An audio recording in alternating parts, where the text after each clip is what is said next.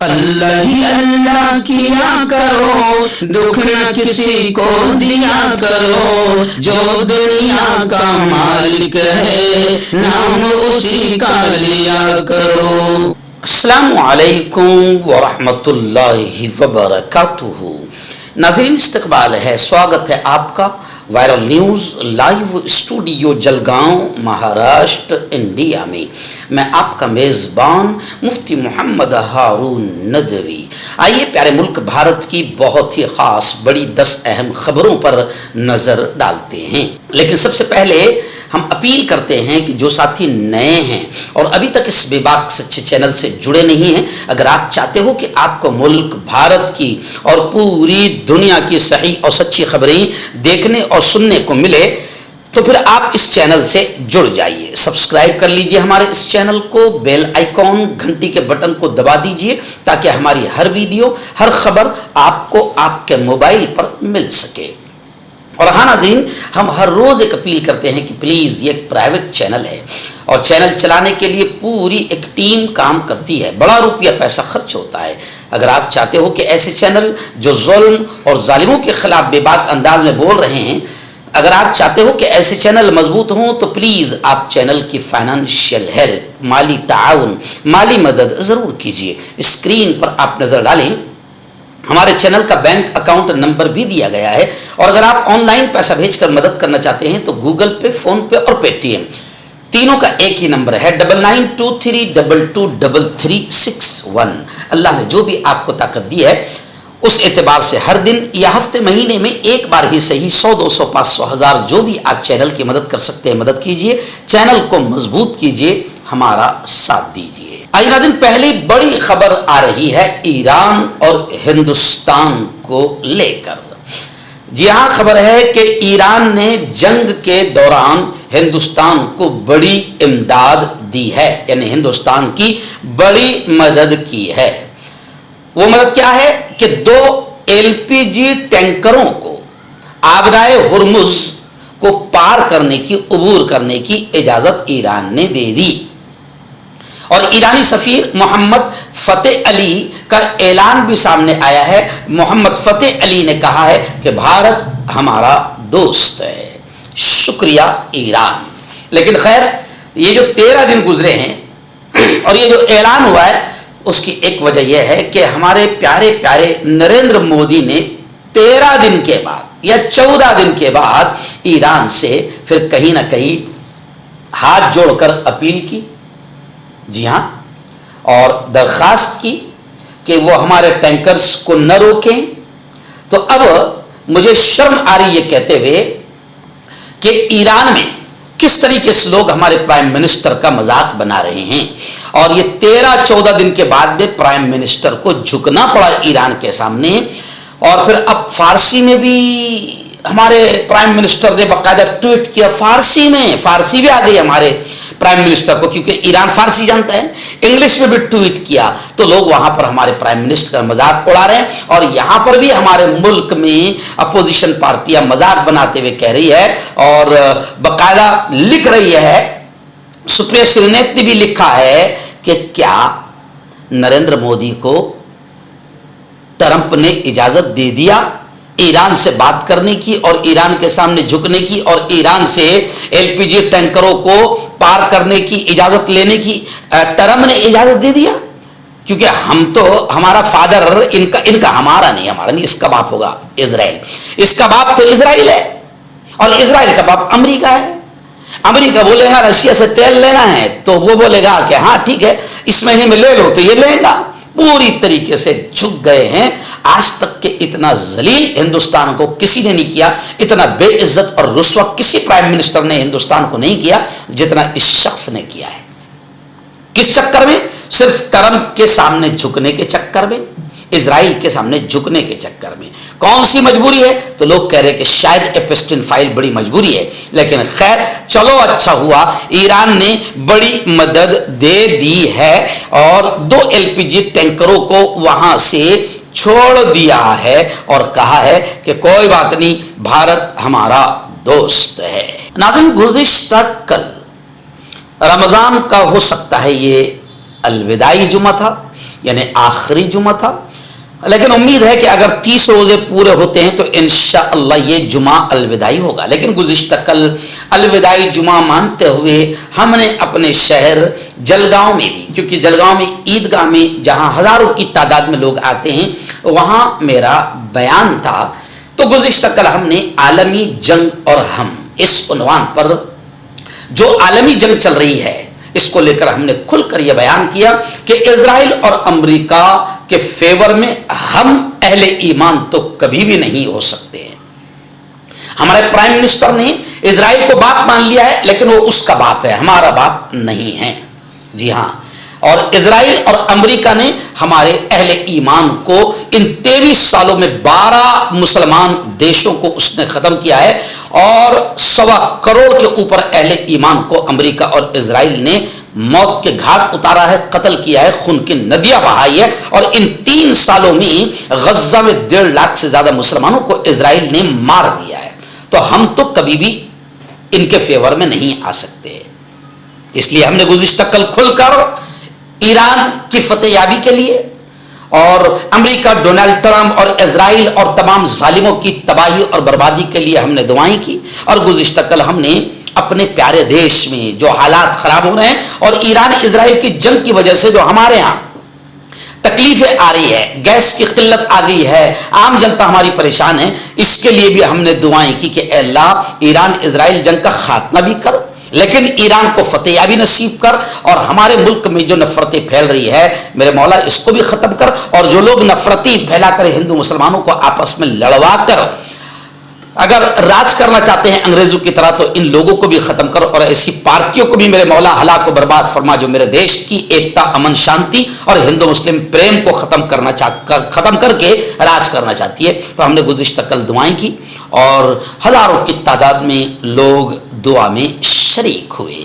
ناظرین، گزشتہ کل دہلی میں یعنی گزشتہ کل جمعہ کو پارلیمنٹ کے بجٹ اجلاس کے دوسرے مرحلے کے 5ویں دن اپوزیشن پارٹیوں نے LPG گیس کو لے کر پارلیمنٹ میں زوردار انداز میں احتجاج کیا.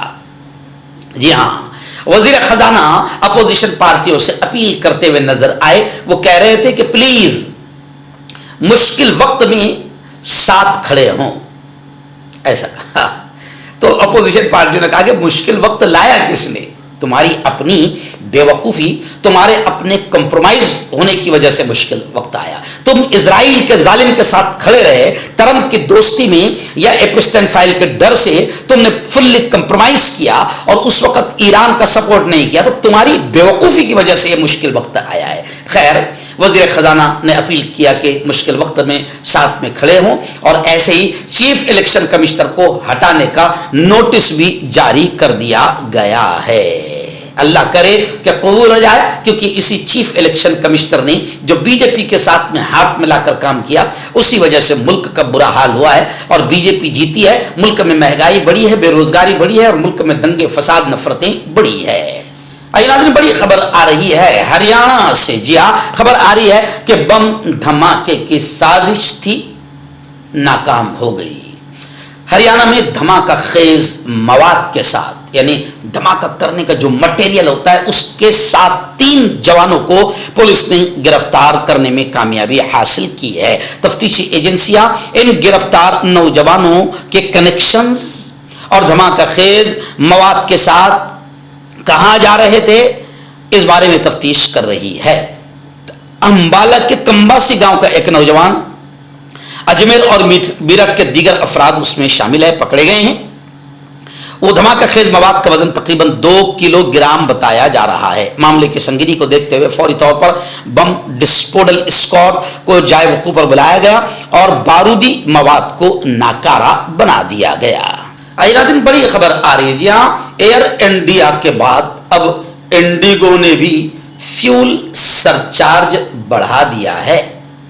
14 مارچ سے بتایا جا رہا ہے کہ انڈیگو فلائٹ کے ٹکٹ خطرناک مہنگے ہو جائے گی. یعنی جنتا کو مار کر ہی چھوڑے گی BJP سرکار. ان کی بدماشیوں کی وجہ سے پورے دیش کا ستیہ ناش ہو گیا.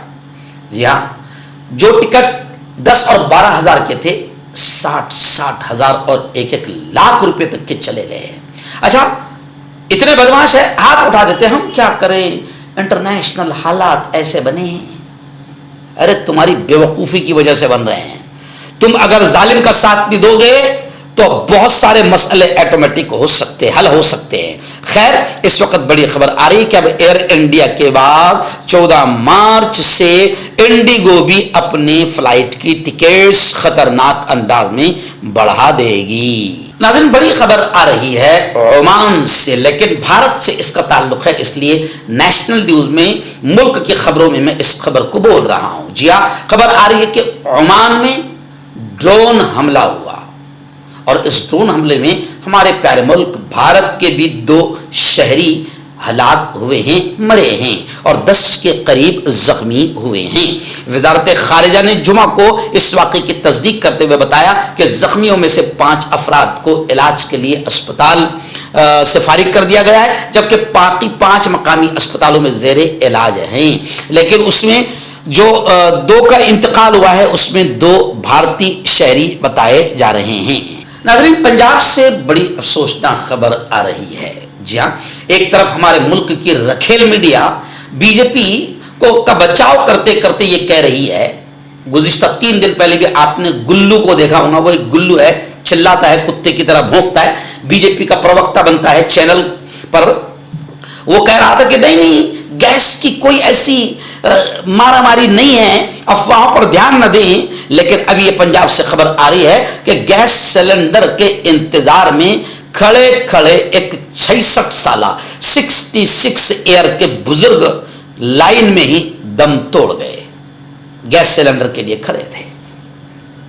दिल का दौरा जानलेवा साबित हुआ। यानी आप समझ सकते हैं कि गैस सिलेंडर की कितनी समस्या हमारे मुल्क में चल रही है। ये अलग बात है कि बीजेपी की रखेल चैनल्स जो है वो बाकायदा बीजेपी का बचाव कर रहे हैं, हुकूमत का बचाव कर रहे हैं। नाज़रीन, रियासत गुजरात के सनाती कारोबारी शहर सूरत से हमारे रिपोर्टर अब्दुल हमीद शाह ने बताया कि सूरत की एक फैमिली कोर्ट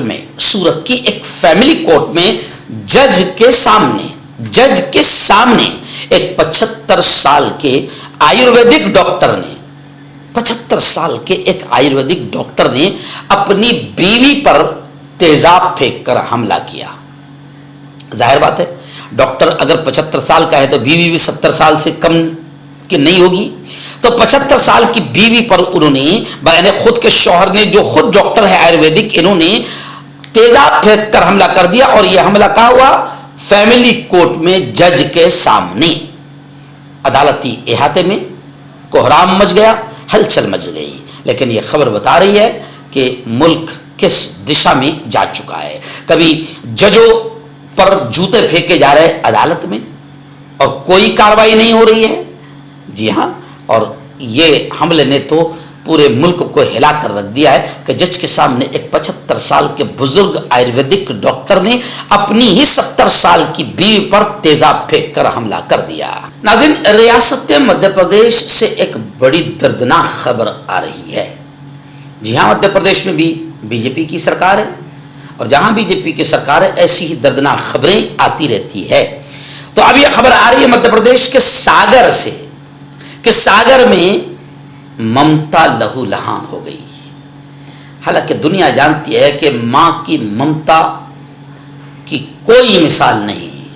दुनिया में सबसे ज़्यादा अगर कोई मोहब्बत होती है, बड़ी मोहब्बत होती है, तो वो माँ की होती है। इसलिए माँ की ममता मशहूर है। लेकिन यहाँ ममता ने गला घोट दिया।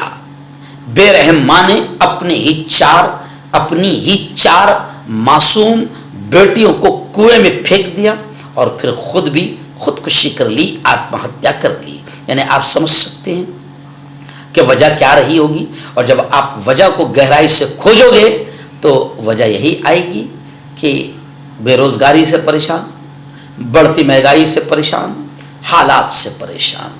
और ये हालात और ये बेरोजगारी और ये महंगाई किसने बढ़ाया, किसकी सरकार है और वहाँ किसकी हुकूमत है, ये भी आप सबको मालूम है। आइए नाज़रीन, बड़ी खबर आ रही है। जी हाँ, अपोजिशन दबंग कद आवर नेता राहुल गांधी का एक बड़ा बयान आया है। राहुल गांधी ने खुल कर ये कहा कि आरएसएस और बीजेपी इन दोनों संगठनों में दलितों और पसमानदा तबकात यानी एससी एसटी ओबीसी के लिए कोई जगह नहीं है। लेकिन एक कमाल की बात है कि आरएसएस और बीजेपी जब इनको मुल्क में हिंदुत्व बताना होता है या हिंदुओं के नाम पर इकट्ठा करना होता है या वोट चाहिए होती है तो उस वक्त दलित हिंदू बन जाते हैं। एससी एसटी ओबीसी जितने नीची जात के हैं वो सब भी हिंदू बन जाते हैं, क्योंकि इनको हिंदू बनाकर अपने साथ शामिल करना होता है दंगे फसाद में और मुसलमानों के खिलाफ और इलेक्शन में अपने हक में इस्तेमाल करने के लिए ये सब हिंदू बन जाते हैं। जी हाँ, लेकिन जब हक देने की बात आई, जगह देने की बात आई, सम्मान देने की बात आई तो आरएसएस में किसी दलित को सम्मान नहीं दिया जाएगा, बीजेपी में किसी दलित को, किसी एससी एसटी ओबीसी को जगह नहीं दी जाएगी। इसी बात को खुलकर राहुल गांधी ने बयान किया। मर्दाना ताकत हासिल करे 72 घंटों के अंदर, वो भी जड़ी बूटियों द्वारा हकीम याकूब खान से कांटेक्ट करें जो कि 75 सालों से हिकमत कर रहे हैं। इसके अलावा जोड़ों में दर्द, गुर्दों में पथरी, शुगर, खुजली, ल्यूकेरिया का गारंटी से इलाज किया जाता है। अभी कांटेक्ट